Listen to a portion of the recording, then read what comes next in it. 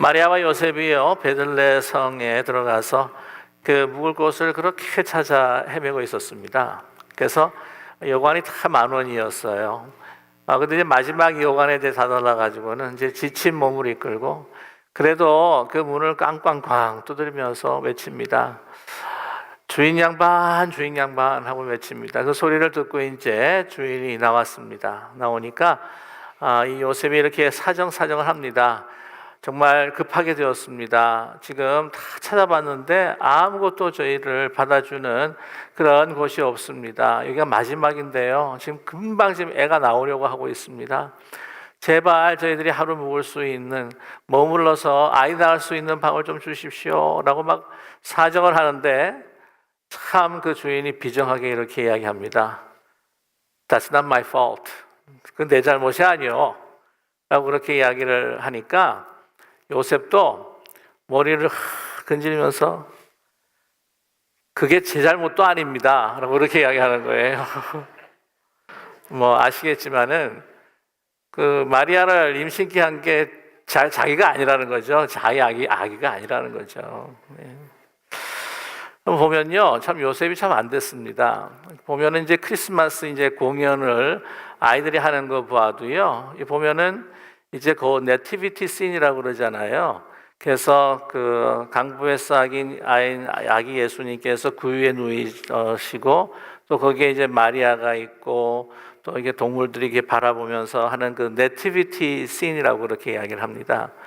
근데 보통 이게 연극을 보게 되면은요, 그 아이들이 그 분장을 하면서 또 이 그 천사의 그 음성을 들었던 그 선포를 들었던 목자들이 이렇게 분장을 해가지고 나와가지고는 막 이렇게 소식을 전하고 또 이제 그 동방박사 3사람이 또 이렇게 분장해가지고는 또 이제 그 많은 선물 3가지의 선물들을 갖다가 주님 앞에 드리고 하는 이제 장면을 나오는데 연출을 하는데 다 스팟라이트를 받는데 희미하게 요셉은 항상 그 뒤에 뻘쭘하게 서가지고요 대사 한마디도 없이 엑스트라처럼 나왔다가 그냥 사라지는 그런 요셉을 우리가 가끔 보게 됩니다. 참 안 됐어요. 이 크리스마스에 일어난 그 모든 일들 생각을 해보게 되면은 이 마리아도 너무너무 힘들었겠죠. 애를 낳는 것 자체가 사실은 또 힘든 거니까요. 그런데 이 요셉도요 정말 힘들고 어려운 시간들이었습니다. 정말 그에게도 만만치 않았다고 하는 거죠. 보게 되면 오늘 그 본문 말씀 11절, 18절의 말씀 보게 되면 이제 크리스마스, 이 마태복음의 크리스마스를 또한 시작하고 있습니다. 그 전에 이제 예수님의 족보가 나오는 걸 우리가 너무나 잘 알고 있습니다만은 마태복음 특이한 것은 보게 되면은 이 누가복음 같은 경우에는 이 마리아의 목소리를 우리는 늘 듣게 되고 또 마리아가 또 천사를 만나게 되고 또 수태고지를 듣게 되는 그런 사건들이 일어나는데 특별히 마태복음 같은 경우에는 이 요셉의 눈을 통하여서 보는 크리스마스를 우리는 발견하게 됩니다. 우리 18절 말씀 보게 되면은 모친 마리아가 요셉과 종혼하고 동거하기 전에 성령으로 잉태된 것이 나타났더니 라고 이렇게 시작을 합니다. 그래서 성령이 그를 잉태하였다, 메시아를 잉태하였다라고 하는 기적과 같은 그런 그 기록을 통해서 정말 이 크리스마스가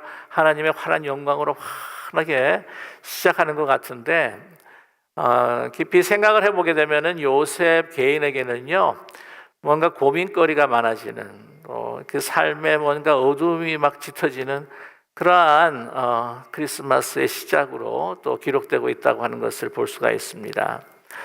우리가 고요한 시즌, 평화롭고 거룩한 크리스마스 때는 우리가 정말 짐지었던 참 무거운 것들이 다 이제 그것으로부터 자유되고 해방되는 아주 매지컬한 그 크리스마스가 우리에게 다가올 것이다. 그런 기대가 많지 않습니까? 나를 누르고 어깨를 무겁게 했던 것들이 이제는 다 사라질 것이다 라고 하는 생각과 기대를 갖게 됩니다. 근데 오늘 본문은 가만히 살펴보게 되면은요, 이 크리스마스의 시작이라고 하는 것이 이 삶을 해결해 주기보다는요, 더 문제를 가중시켜 주는 것이 아닐까 하는 것을 또 보게 됩니다. 적어도 요셉에게 있어서는요, 그가 꿈꾸었던 계획들과 또한 마음에 두었던 그 소원들을 완전히 엉망진창으로 만들어버리는 그러한 크리스마스입니다. 모든 것을 사실은 다 잃어버릴 듯한 두려움에 쌓일 수밖에 없는 그러한 크리스마스로 시작이 된다고 하는 것입니다. 오늘 본문 보게 되면 천사가 성탄 소식을 가지고 요셉에게 나타납니다. 뭐라고 이야기하십니까? 이제 그 하나님께서 하실 일들에 대해서 이제 밝히 알려주는데, 정말 느닷없이 자기가 사랑하고 또 종원했던 마리아가 잉태를 했다. 그리고 지금 이것을 통하여서 하나님께서는 하나님의 역사를 이루어 가실 것이다. 그가 메시아다. 또한 이것이 모든 예언자가 이야기했던 그 성경의 일들이 이루어지는 것이다 라고 이야기해 주고 있습니다. 그래서 결국은 뭐라고 그러냐면은 그녀를 버리지 말고 데리고 오라라고 하는 거죠. 무서워하지 말고. 그런데 그것에 대해서 요셉이 어떻게 반응했다고 생각하십니까? 아무 말이 없어요. 누가복음에 보게 되면은 그래도 나중에 엘리사벳을 만나서 막 기뻐하면서 막 또 하나님 앞에 찬양하는 그 마리아의 매그니피켓 같은 그런 것을 들을 수도 있었겠고요. 또 마리아가 또 뜻대로 이루어질지어다라고 이렇게 또 반응을 할 때도 있었는데, 하여튼 정말 모르겠습니다. 이 요셉이 경상도 사나이인지 모르겠지만 말이 없어요. 말이. 예. 성경에서 말을 찾아볼 수가, 연극에서만 말을 찾아볼 수가 없는 것이 아니라 여기 이 본문에서도 말을 찾아볼 수가 없습니다. 표정이 없는 것 같았고, 예. 그러므로 인해서 우리가 상상할 수가 있는 것은 뭐냐면은요, 이게 어쩔 수 없이 내가 해야 될 수밖에 없겠구나라고 하는 그런 그 느낌을 요셉이 갖고 있었지 않았을까 하는 생각을 갖게 됩니다. 그럼 천사가 나타나게 되면은요, 우리 인생에 복잡하게 얽혔던 모든 것들이 다 이제는 뭐 싫다 내가 하나하나 다 풀어질 것 같지만 아니 자꾸 꼬이기 시작하는 거예요. 요셉에 나타난 천사, 자기가 듣고 싶던 말을 듣지 못했던 것 같아요. 우리가 하나님의 말씀을 듣기 원합니다. 하나님의 뜻이 무엇인지를 알기 원합니다. 그러는데 사실은 우리가 알면서도요, 또 모르는 척 할 때가 많습니다. 왜냐하면 10중 8구 우리가 하나님의 뜻이 무엇인지 정말 행해야 할 것은 아는데 너무 부담스럽고 이걸 하게 되면 나에게 나 자신에 대해서 불이익이 올 것 같고 좀 무섭고 두려울 때가 있다고 하는 것입니다. 삶을 더 복잡하게 한다는 거죠. 하나님이 두려워하지 말라 그렇게 말씀을 하시면 그때부터 긴장이 되는 거예요. 내가 무서워서 안 하려고 하는 일을 갖다가 꼭 시킬 것 같은 거예요. 그래서 미리 마음에 준비시켜 주기 위해서 두려워하지 말라, 무서워하지 말라 라고 그렇게 말씀하실 때가 너무나 많지 않으십니까? 요셉의 케이스도 사실 비슷한 것 같습니다. 요셉에게 말씀합니다. 무서워하지 말라, 두려워하지 말라. 뭘 무서워하지 말고 뭘 두려워하지 말라는 걸까요? 마리아 데려오는 것을 두려워하지 말라는 거죠. 그러니까 뭡니까? 마리아를 데려오는 것을 무서워하는 거예요. 두려워하는 겁니다. 왜 그럴까요? 자기 아이도 아닌 사람의 아이를 잉태했는데, 아니 그 마리아를 그 아이들과 함께 데리고 와서 그걸 다 맡아라? 그걸 생각은 해봤겠죠. 마리아가 잉태했다는 소식을 들었을 때, 아이고 이건 말도 아니다 라고 아마 생각해서 그냥 제해버렸을 것입니다. 그런데 그거를 행하라는 거예요. 그래서 두려워하지 말라, 무서워하지 말라는 것입니다. 아니 세상에 참 말씀을 하셔도 어떻게 그렇게 하시나. 아니 애를 갖다가 내 애도 아닌데 애를 가졌다, 이게 얼마나 배신감에 분노하게 마음이 좀 부글부글 끓어오르는데, 그래도 마음을 그래도 정돈을 해서 이걸 다 그냥 밝혀가지고는 율법대로 그냥 그 돌로 그 마리아를 쳐 죽이든지 아니면은 그 아이가 낳고 난 다음에 그냥 그 공동체에서 쫓겨나게 할 수도 있는데, 그래도 내가 그 남자니까 그럴 수는 없고 다른 사람한테 또 망신과 창피를 당할 수는 또 없을 것 같으니까 윈윈하자 싶어서 그래도 마음을 확 누르고 이제 조용히 끝내려고 하는데, 아니 천사가 나타나가지고는 너 그래도 너 괜찮은 남자다 라고 말해줄 망정, 내가 전혀 정말 상상도 하지 않는, 그냥 상상만 하면 막 갑자기 무섭고 두려운데, 그 아이를 데리고, 마리아를 데리고 그 아이들을 돌보고 양육해라? 이게 무서운 일이라고 하는 거죠. 두려운 것입니다. 왜 그랬을까요?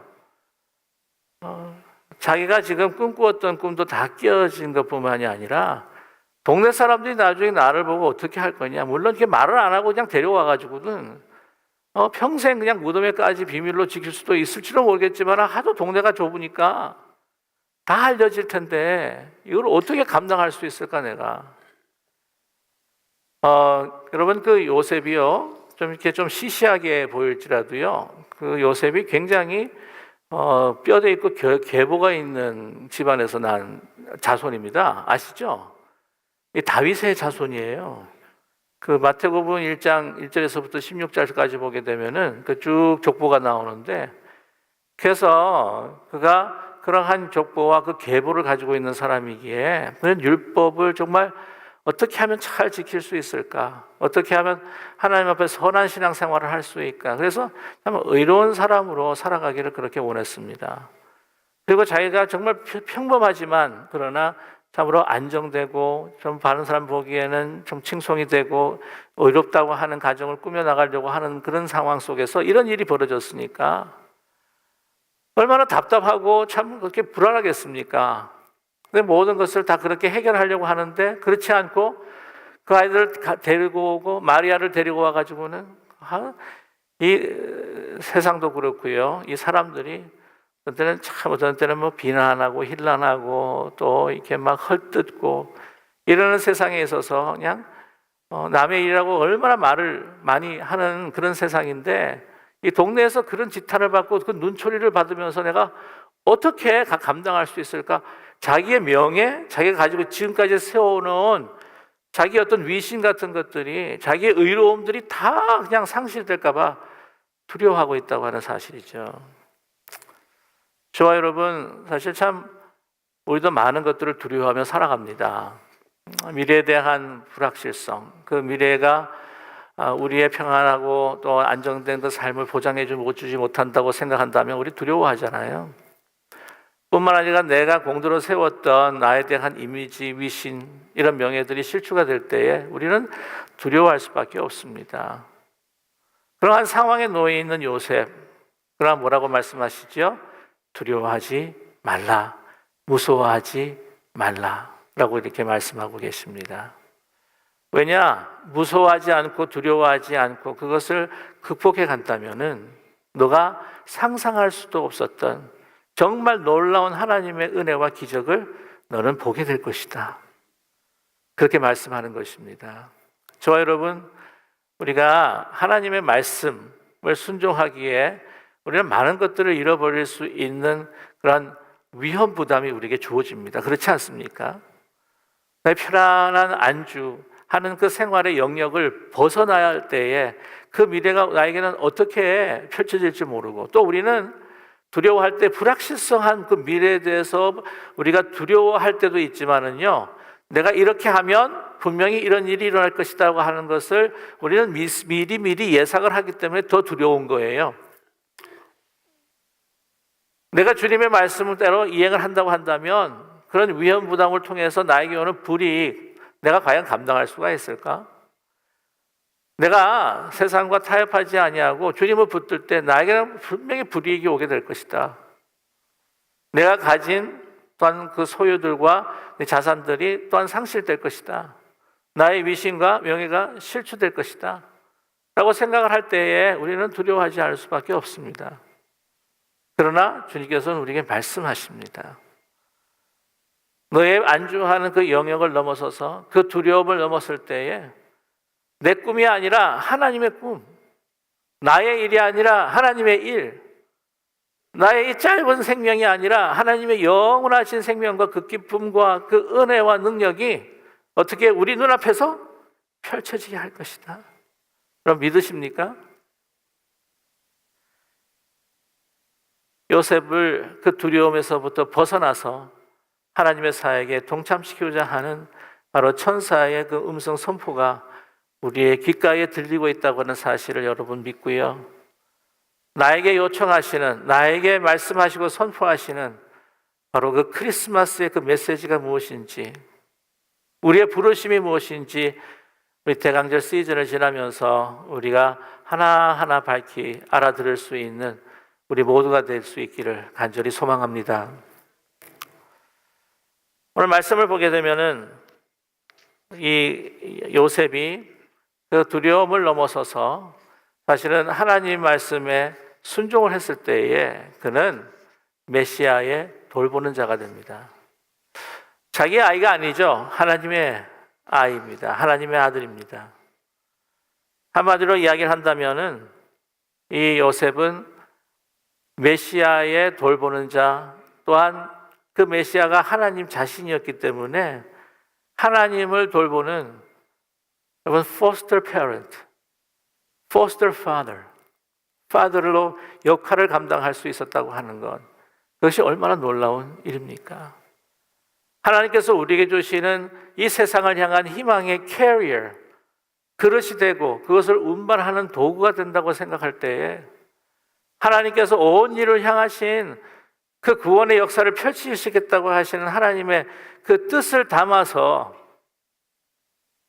임마누엘 하나님, 하나님의 뜻이 우리의 삶을 통해서 하나님 앞에 영광을 돌리고 또 많은 사람들의 생명을 살리고 진정 나의 생명을 살리는 그 사역에 요셉을 부르신 것뿐만이 아니라 저와 여러분을 부르셨다고 하는 사실을 깊이 다시 한번 깨달을 수 있는 이 대강절의 시즌이 되시기를 간절히 소망합니다. 여러분, 그 크리스마스의 기적이라고 그렇게 이야기를 할 때에 처녀가 잉태해서 아이를 낳게 되었다고 하는 것이 사실은 기적과 같은 일입니다. 그러나 또 한 가지 우리가 잊지 말아야 할 것은 한 평범한 남자 요셉이 하나님 앞에 그래도 많은 사람에게 내세울 수 있는 모습은 아니지만 하나님 앞에 순종하고 의롭게 살려고 하는 한 충성된 한 사람을 통하여서 그 두려움과 무서움을 넘어서서 이제 정말 힘들고 어려운 그 사명의 길을 감당하면서 이 세상에 메시아를 돌보는 그 역할을 할 수 있었다고 하는 것, 그 믿음과 용기가 바로 기적이라고 하는 것을 잊지 않는 우리 모두가 되기를 간절히 원합니다. 참 보면은요, 한마디 말도 없고 정말 연극에서도 뻘쭘하게 있다가 그냥 나가는 요셉이지만 말없이 순종하고 충성을 하는 그 요셉의 모습을 보면서 우리에게는 큰 감동이 되지 않을 수가 없어요. 가만히 생각을 해보십시오. 이 구원의 드라마 보면 모든 스팟라이트가 마리아에게 가 있고, 스팟라이트가 목자와 또한 그 경배하러 왔던 그 동방 박사에게 비춘다고 할지라도 희미한 조명을 받으면서 잠시 왔다가 나가는 요셉이라고 할지라도, 아무 말 없는 요셉이라고 할지라도 그의 삶을 보게 되면은요, 얼마나 많은 고생을 당하면서 하나님께 주신 그 메시아의 패밀리를 돌보고 있는지를 몰라요. 가만 깊이 한번 생각해 보십시오. 여관이 가득 차 들어갈 곳이 없는 곳에 그 나귀에 마리아를 태우고 임신한 마리아를 태우고 여기저기 그 추운 밤 공기를 가르면서 이곳저곳 찾아고 헤매는 그 요셉을 한번 보십시오. 뿐만이 아닙니다. 이제는 헤롯의 칼을 피해서 천사의 목소리를 들리고 그 머나먼 애굽의 길을 그 가족을 데리고 피신을 하는 그 요셉의 그 발걸음들을 한번 생각해 보십시오. 예수님께서 태어나는 그날, 그 누가 돌봐줄 수가 있겠습니까? 그 아이를 받기 위해서 동분서주하면서 필요한 것들을, 모든 것들을 준비하면서 필요한 사람들을 불러오면서 아이를 받았던 그 요셉의 그 모습을 한번 보십시오. 뿐만이 아니라 나사렛 동네에서 목공으로 일을 하면서 또한 그 아이를 키우면서 하나님의 자녀로서 하나님의 그 의식을 가지고 정체성을 가질 수 있도록 이 키웠던 요셉의 그 노력과 그 충성과 그 사랑을 한번 보십시오. 그것이 기적이 아니겠습니까? 수없이 자질구레한 많은 일들. 그러나 내 아이가 아니지만 하나님의 아들이기에, 하나님의 아이이기에 내 아이처럼 정성을 다해서 키웠던 요셉. 여러분, 종교개혁가 마르틴 루터라고 하는 분을 너무나 잘 알고 계시죠? 근데 그가 그 종교개혁을 위해서 하나님께서 그로 하여금 깨닫게 하신 믿음으로, 의인을 믿음으로 살리라 라고 하는, 믿음과 은혜로 구원받았다고 하는 그 진리를 알기 전까지는요, 그는 무슨 신학을 펼쳤냐면 하나님 진노의 신학을 펼쳤습니다. 그는요, 그 죄로 인하여서 하나님 앞에 가까이 갈 수 없고, 그리고 하나님께서 나를 향해서 그렇게 진노하시는 하나님으로 나타나시는데 견딜 수가 없었던 것이었습니다. 그리고 마르틴 루터는 자기의 글을 통해서 고백을 하는데, 한 번도 결코 그 전까지 하나님을 아버지라고 불러본 적이 없대요. 근데 그 이유가 뭐냐? 그는 고백하기를 자기 육신의 아버지가요, 그를 학대하고 그렇게 구타를 했다는 겁니다. 그러니까 하나님을 아버지만 부르면 막 벌벌벌 떨리는 거죠. 아버지라고 부를 수가 없었다고 합니다. 그러나 예수님께서는 뭐라고 하나님 아버지를 뭐라고 부르셨어요? 아빠 하나님. 성경학자들은 그렇게 이야기합니다. 예수님께서 성장을 하면서 또한 커서도 하나님 아버지를 아빠라고 불러 수 있었던 그 이유가 무엇일까? 누구에게 영향을 받았을까? 요셉에게, 아버지 요셉에게 영향을 받았을 것이다. 요셉에 대한 기록은 참 많지 않습니다. 그러나 예수님의 그 생애를 볼 때에 참으로 아름다운 영향을 주었던 그 메시아를 돌보고, 하나님, 여러분 한번 신학적으로 한번 생각을 해보세요. 하나님의 foster father, foster parent. 그러므로 그 메시아의 그 희망을 많은 사람들과 함께 나눌 수 있었던 그 요셉의 삶, 자질구레한 하나의 그 일에도 충성하는 그 아이를 돌보는 그 요셉의 삶이 바로 크리스마스의 기적이다. 우리는 그렇게 말할 수 있지 않을까요? 그런데 이렇게 기적과 같은 요셉의 삶을 가능케 했던 것은 무엇일까요? 바로 임마누엘 하나님이십니다. 요셉에게 말씀합니다. 두려워하지 말라. 무서워하지 말라. 그 말씀을 기억하면서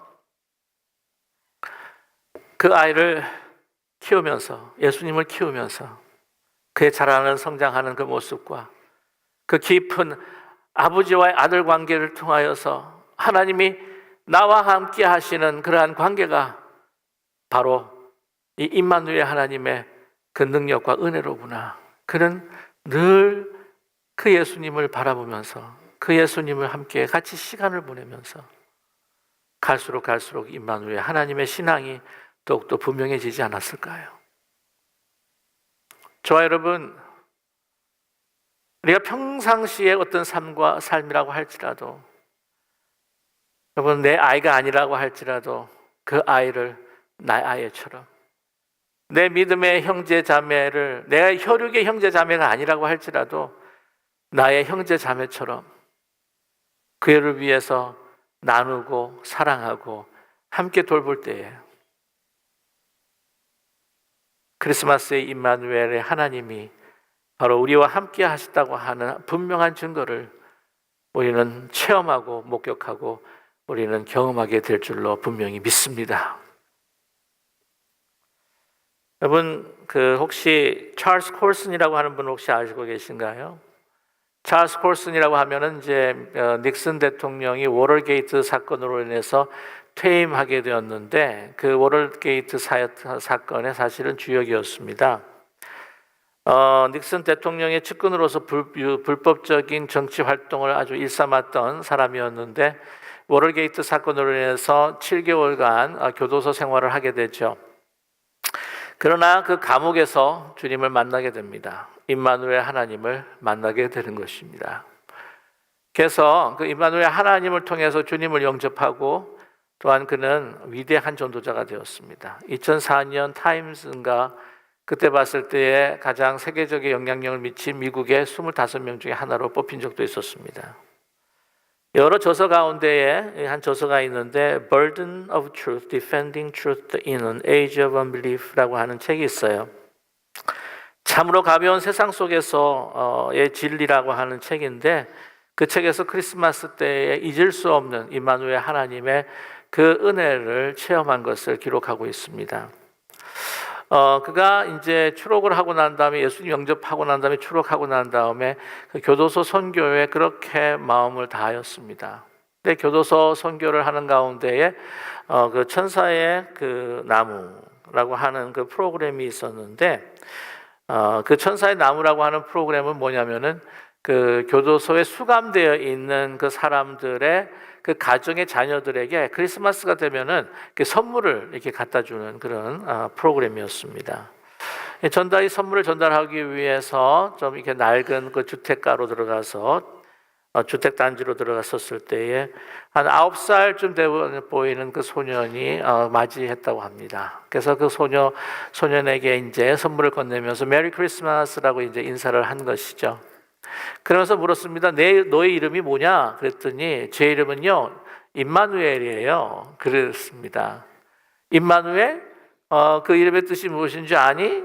아니요, 전 잘 모르겠는데요.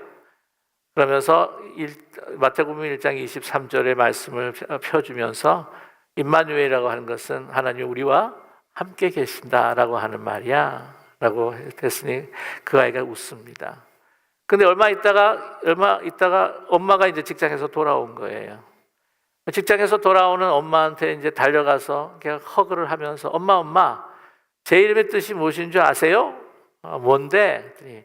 하나님 우리와 함께 하신다는 말이에요. 라고 그렇게 이야기를 했다고 하는 것이죠.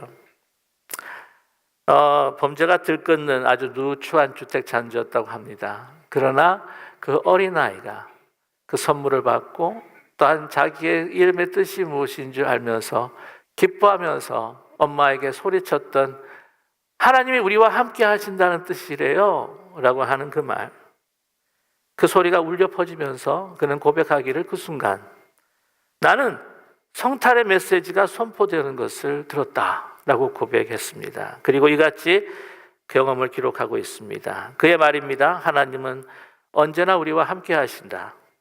예수 그리스도를 통해 역사에 들어오신 매우 특별한 방법으로 말이다. 그리고 이것을 전할 수 있는 사람들은 어린아이들의 손을 잡고 임마누엘 하나님이 그들과 함께 하신다는 메시지를 말해줄 수 있는 우리 그리스도인들 뿐이다. 좋아요, 여러분. 우리가 임마누엘 하나님을 선포하면서 우리 혈육이 아니라고 할지라도 우리 주위에 있는 또한 힘들고 어려워하시는 또한 병 가운데 육신의 질병으로 고통당하고 힘들어하시는 분들, 그분들을 나의 육신의 형제자매처럼 또 육신의 우리의 아이들처럼 우리가 받아들여서 그들과 함께 임마누엘 하나님이 우리와 함께 하신다라고 선포할 수 있는 참으로 복되고 생명이 넘치는 기쁨이 넘치는 이 대강절과 또한 맞이하는 성탄절이 되시기를 주님의 이름으로 간절히 축원합니다. 기도하겠습니다. 사랑의 하나님 아버지, 임마누엘 하나님, 깊은 고통과 어려움 가운데에서도 우리와 늘 함께 하시는 하나님, 우리가 기대하지 못했던 방법으로 우리를 찾아오신 하나님, 그리고 우리의 돌봄과 케어 안으로 아기 예수님으로 들어오셔서 내가 너와 함께 하노라. 깊은 연합의 관계 속에서 우리를 떠나지 아니하시고 우리를 위해서 이 땅에 오셔서 죽으신 그 주님의 사랑을 이제 우리 주위에 있는 우리 많은 이웃들과 함께 나눌 수 있는 이 대강절과 성탄절이 될 수 있도록 축복하여 주시옵소서. 참된 기쁨, 참된 평안을 하나님께서 저희들에게 주시는 그 임마누엘 하나님의 사명을 다할 때에 누릴 수 있다고 하는 것을 다시 한번 우리가 기억하면서 우리의 마음뿐만 아니라 우리의 목소리뿐만 아니라 우리의 삶을 통해서 임마누엘 하나님을 나타내는 저희 모두가 될 수 있도록 축복하여 주시옵소서. 예수 그리스도의 이름으로 간절히 기도드립니다. 아멘.